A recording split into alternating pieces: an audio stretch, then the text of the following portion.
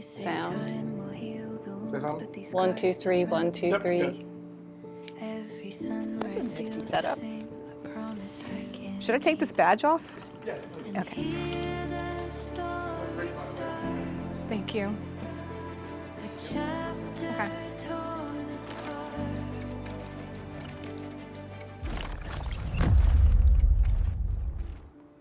So, when I think about a room not being ready for me, I actually kind of want to go back more to like the beginning of my career.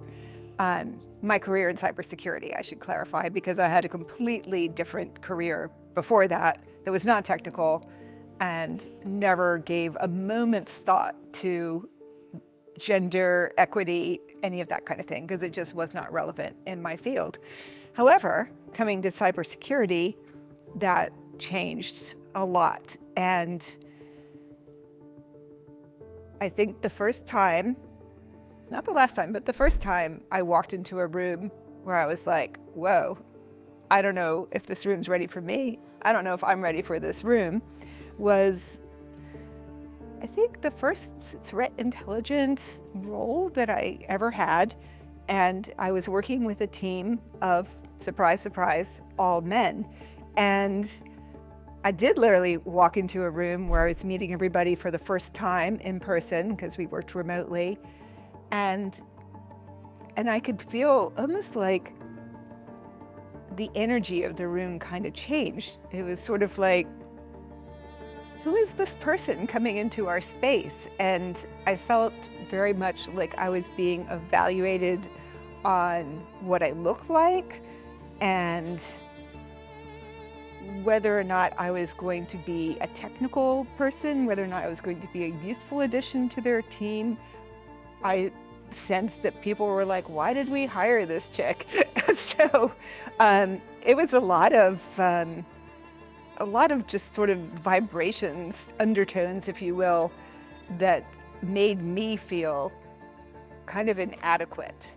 So that was more the beginning of my career.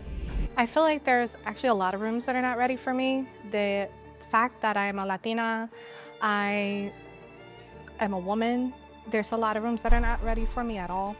But with that being what I'm a part of, not just CyberJutsu, but working, volunteering, making sure that I'm a face, my opinion matters no matter what, even when I go to work. I am one of the few women in our organization that handle both incident response, support services, and having my own service to look over, and it tends to have heavy weight, which is great, but that's just one part of such a larger picture. I was a consultant. I was supposed to be the subject matter expert, the SME in the room, and I was coming from a big tech company doing this consultancy, so there was a lot of probably impostor syndrome, shrinking up, freezing up, really, more than anything, wanting to feel like I had something to add, and when I took the chance to add it to the conversation at hand, I became quickly embarrassed of, was that the right thing that I should have said? Was that even technically sound? I was going through all these scenarios in my head of how I was being perceived. But let's fast forward like maybe 10, 12 years, and now when I walk into a room, I make an effort to own it, because I know that I have to kind of prove myself from the get-go, because people are still going to look at me and see a woman and question my abilities. So I just don't mess around anymore. I come in kind of, I don't want to say guns blazing, because, you know, guns, but really that's what I do. And I take a position of power. I think about where I'm sitting. I think about how I greet people.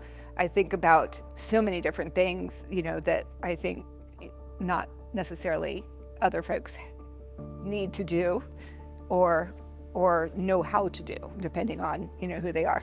At first, I felt small, but then I realized as I grew into my position and any type of position, I grew larger, making sure that I stand firm in what I believe in and without being that person that seems as argumentative. So that's where I grew from being smaller to larger. I think back to younger Dre in that situation, and it probably was some confidence too in that situation. But I think as older Dre and more experienced Dre and similar situations, I saw myself, really dominating the conversation. Especially, younger Dre had to deal with, being one of the few diverse folks in the room. And older Dre had to do it too, but it didn't bother me as much when I got to, have that experience under my belt and be that older Dre. And I could say confidently, because of that experience and because of talking to multiple customers about the situation at hand, the security incident, that they might have been intimidated by me, and not intimidated. They might have been like, but you don't look like the typical person we work with. But when I started talking and sharing the information and doing the education, I think they quickly came to realize, I should say, that I did know my stuff and that I was the expert in the room and that I could help their organization through what they were going through. And I stopped worrying about really the perception of how I was coming off, and I started worrying more of like, is my message actually landing? Are they understanding what I'm saying? Because everybody has different communication styles, and making sure that we were able to get the message landing across everyone in the room, not just a single individual. I had a lot to prove for myself because I became the go-to person in my family that, oh yeah, she knows IT, she knows this. But when you get into real world situations, when you're at work and there's people who have been in the industry years on end or feel that, oh, what does she know? I felt like I owed it to myself to make it myself grow. Every room that I walked into, I made sure that my presence is there, not to be stuck up or think that I know it all, but as a key player in such a larger perspective. I don't want to say I commanded the attention, I want to say I earned it, because there is a perspective for women that when they command attention, they are rude or stuck up, and that's not it at all, but I feel like I have earned my seat at the table. So the scenario that made me learn the hard way was when I asked a man for help, and it was a new position that I had. I was trying to figure out left from right, and that reporting that I inherited was theirs. And unfortunately, it was told to me that, well, you kind of have to do what works for you. And unfortunately, what works for me may not be approved, so I wanted to make sure that the transition into the position that I had was seamless and that there were no hiccups along the way, which was very unfortunate because, we see men as allies and think that they have our best interests, but at the time it was very demeaning, and I have learned that not everybody has your best interests. However, how you grow from that is what matters the most. Yeah, I would say I did not wait for the room to become mine. I learned as I went through, this journey in my new career, terminology that I'd never come across before. Mansplaining, heap-eating. These are things that I started to encounter in meetings. And if you're not familiar with the terminology, mansplaining is when a man explains things to a woman who often probably knows more about that particular topic than the man does.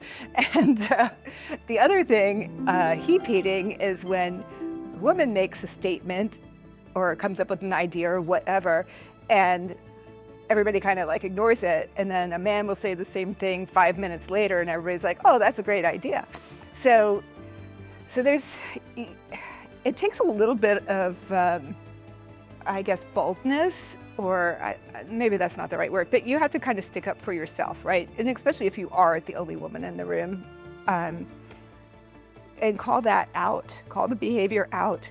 And one thing that I've been really lucky to have are allies. And when you're working on a small team, like, you'll find out pretty quickly who's your ally and who's not necessarily your ally.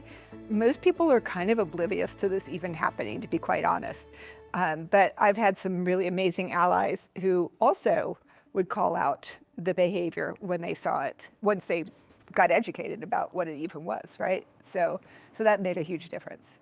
Yeah, younger Dre, smaller. Like I said, I would get completely red all over. I would be flustered. Older Dre, I would be, not spreading out, but growing bigger, having more of a, that I am here, I'm not moving, I'm explaining, I'm controlling the room and the audience and the messaging to get this message across. I think I might have just stopped waiting for it to become mine. I think I grew into the room. I am here for a reason. And the ownership and behind that and understanding, like, I bring a unique perspective, I bring unique value, and I'm getting to help others because of that. A recent is a mentorship example. I just even at this CyberJutsuCon 2026, I met with somebody that I've been mentoring for the last 3 months, and I found out that I've been through our mentorship and just network, been able to get her some 3 levels of interview rounds so far. More hopeful about her landing a job in the direction that she wants to go, specifically in cybersecurity. And probably best example, how I've helped people, really organizations. I was on a corporate incident response team, and I've seen the worst of the worst with ransomware and other devastating, disruptive attacks. And that has been the most rewarding situation, is being in the room and being able to help an organization get up from out of it. We were here at our coast, got the story.